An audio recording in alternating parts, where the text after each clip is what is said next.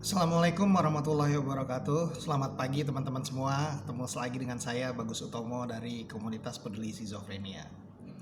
Teman-teman, banyak sekali pertanyaan yang masuk ke dalam inbox saya maupun bertanya langsung gitu. Khususnya dari teman-teman orang dengan skizofrenia ya. Pertanyaannya adalah bagaimana memahami hubungan minum obat dan kondisi kesehatan jiwa kita. Kenapa kita harus minum obat? Kan jiwa kita yang mengalami gangguan. Kenapa kita nggak diberikan terapi, misalnya psikoterapi atau ceramah agama misalnya? Nah, ini yang perlu kita pahamin ya.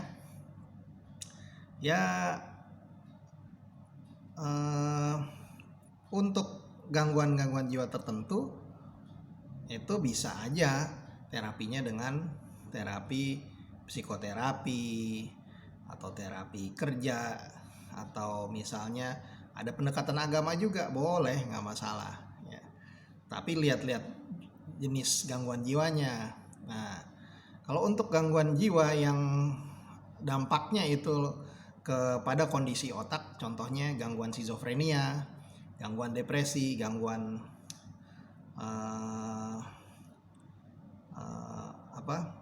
bipolar misalnya, itu kelompok gangguan jiwa berat, sebagian besar kemungkinan harus menggunakan pengobatan ya.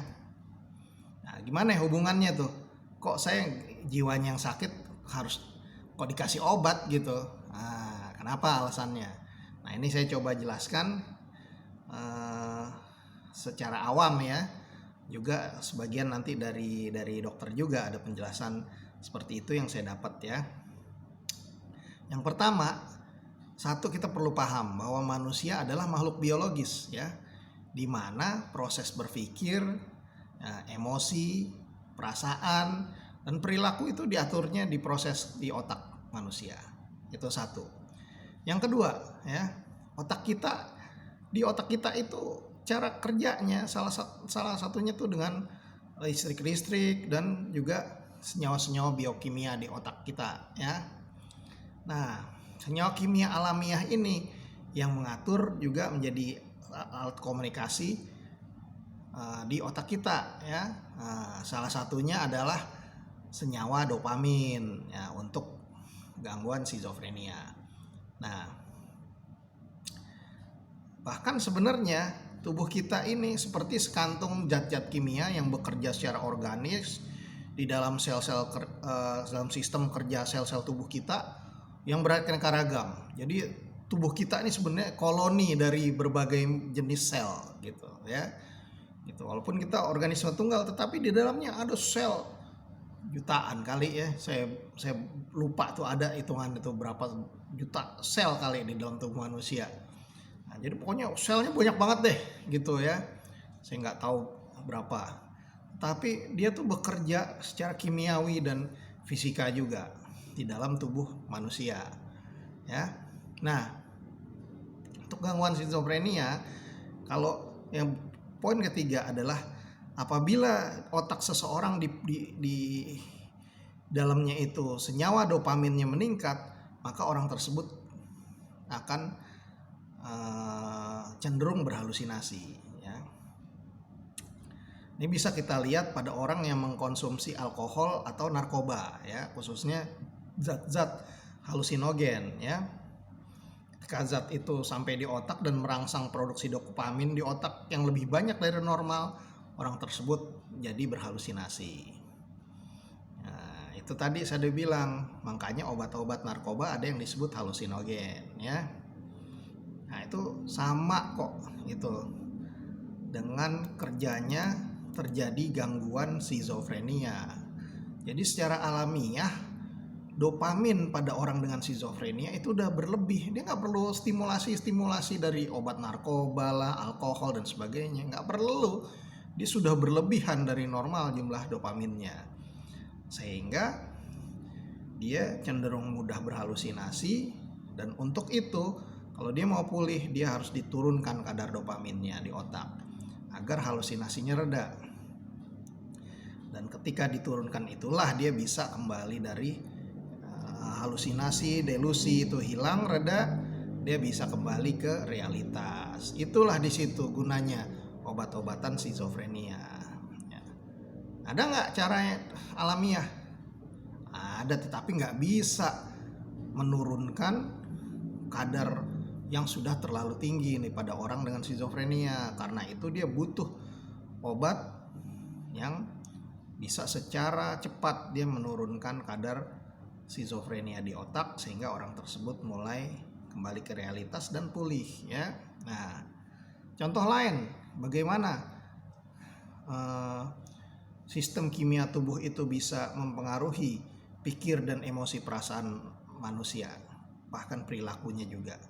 Contohnya perempuan yang sedang menstruasi juga lebih sensitif, mudah emosi dan sebagainya ya. Itu contoh bahwa mekanisme biologis tubuh manusia dapat berpengaruh juga pada proses pikir, emosi dan perilaku ya. Nah, demikian juga ya. Orang yang lagi lapar, kelelahan, kedinginan, demam dapat juga terganggu proses pikir, emosi dan perilakunya. Orang kalau terlalu lelah ya, misalnya orang naik gunung nih, apalagi kekurangan oksigen di atas gunung, nah dia bisa berhalusinasi. Orang yang lagi demam tinggi bisa juga berhalusinasi. Orang lapar mudah emosi ya, gitu. Nah, itu contohnya ya. Nah, ketika dia lapar dia mudah emosi, dia harus makan. Ketika gula darah karbohidratnya masuk ke dalam tubuh, diubah jadi gula darah, dia mulai lebih tenang lagi gitu ya. Nah, karena itu ya skizofrenia sendiri adalah gangguan fungsi otak yang disebabkan oleh kelebihan dopamin di otak. Nah, ada penyakit yang kebalikannya dari itu, yaitu penyakit Parkinson ya. Nah, Parkinson karena entah gimana otaknya kekurangan dopamin, akhirnya yang terjadi sama ketika orang skizofrenia diturunkan pada saat gaduh gelisah dikasih obat dosis tinggi, akhirnya secara mendadak dopaminnya menurun, akhirnya dia mengalami gejala pseudo Parkinsonisme. Contohnya nih tangannya jadi tremor, gemeter, tuh dopamin menurun. Nah, karena itu dikasih obat anti Parkinson yaitu trihexyphenidyl ya. Nah, trihexyphenidyl akhirnya dopaminnya meningkat sedikit sekali, itu akhirnya dia gemeternya, tremornya, kaku-kakunya jadi mereda gitu ya. Nah, itu yang disebut gejala pseudo Parkinsonisme ya. Nah, karena itu dia dikasih obatnya obat Parkinson yaitu trihexyphenidyl, Heximer atau Arkin ya, itu nama mereknya. Nah, dengan kita memahami seperti itu, kita jadi tahu bahwa obat skizofrenia tidak mengakibatkan kecanduan atau ketergantungan, karena obat skizofrenia justru berlawanan dengan obat-obatan yang digunakan oleh para pecandu narkoba. Kalau obat-obat narkoba untuk meningkatkan dopamin menjadi tinggi dan akhirnya berhalusinasi. Nah, jadi orang yang sehat ingin berhalusinasi itu pakai obat narkoba. Kalau orang skizofrenia dengan kondisi normal aja dia sudah berlebihan dopaminnya, justru diturunkan, dihilangkan halusinasinya kalau bisa, sehingga dia bisa kembali ke realitas. Orang pakai narkoba pengen berhalusinasi, delusi, melarikan diri dari realitas gitu. Kalau orang skizofrenia enggak begitu, dia udah kelebihan dopamin sehingga dia mudah putus dari realitas, dikuasai oleh gejala gitu ya. Makanya obat-obat skizofrenia itu berlawanan justru dengan obat-obatan yang dicandu oleh narkoba, jadi relatif aman. Tapi dia memang harus diminum rutin karena dia sama seperti orang diabetes, dimana kalau dia nggak minum obat gula darahnya meningkat lagi. Dia kan kekurangan insulin tuh, pankreasnya nggak bisa berfungsi maksimal menghasilkan insulin, akhirnya insulinnya harus berikan dalam bentuk obat maupun dalam bentuk injeksi untuk menurunkan kadar gula darah. Sama di skizofrenia juga gitu, minum obat atau injeksi untuk menurunkan kadar dopaminnya supaya dia bisa sehat dan berfungsi kembali gitu ya. Jadi kita mesti tahu itu supaya bisa menepis pandangan orang yang salah. Oh, nanti kamu kecanduan lo, ketergantungan. Nah, lo yang jadul, lo kagak ngerti. Kalau kagak ngerti mingkem aja. Kalau kagak ngerti tuh nanya. Gitu. Lo kalau nggak percaya sama penjelasan gue nih bahwa obat skizofrenia tuh bukan obat narkoba. Kalau nggak percaya, ayo kita ke psikiater gituin ya kalau ada orang masih ngeyel gitu. Nah, bukti lain ya bahwa ada fakta-fakta bahwa asam amino esensial, vitamin B, unsur-unsur mineral, mikro juga berperan pada fungsi otak yang baik untuk mengelola stres, memori dan lain-lain. Gitu. Makanya kalau di luar negeri ada MLM bahkan membuat ini namanya suplemen misalnya kadar roga mikro, misalnya selenium dalam 0,0 sekian miligram. Nah, dia ada tabletnya tuh kandungannya. Nah, gitu. Ada ini suplemen omega 3 itu kan asam amino esensial, membantu menurunkan stres, mengelola stres. Vitamin B juga meredakan stres. Sama, itu kan gunanya untuk membantu kesehatan jiwa kita gitu. Jadi sama lah obat skizofrenia juga begitu ya. Terus contoh lain, stimulan otak yang berupa kafein gitu. Ada orang yang mau kerja minum kopi dulu, nah, supaya dia bisa melek, terus kemudian otaknya bekerja lebih terstimulasi itu ya gitu. Jadinya dia merasa dia lebih fokus dan sebagainya gitu. Ada juga orang yang minum itu jadi cemas, ada, saya termasuk gitu, jadi agak resah dan cemas kalau minum, apalagi kafeinnya banyak. Nah, itu contohnya bahwa zat-zat itu ada yang kita butuhkan juga, ada yang nggak kita butuhkan, dan itu bisa berpengaruh pada kondisi kesehatan otak kita. Nah, kemudian ada contoh lagi di masyarakat kuno pun sebenarnya mereka menggunakan obat-obat tradisional berupa herbal misalnya untuk menstimulasi otak juga.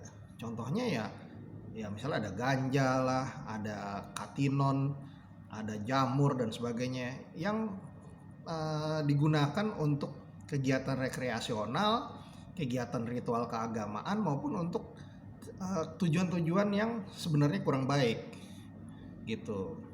Itu contohnya bahwa zat-zat tertentu itu sebenarnya sudah digunakan sejak lama oleh masyarakat kuno pun untuk membantu kehidupan manusia gitu.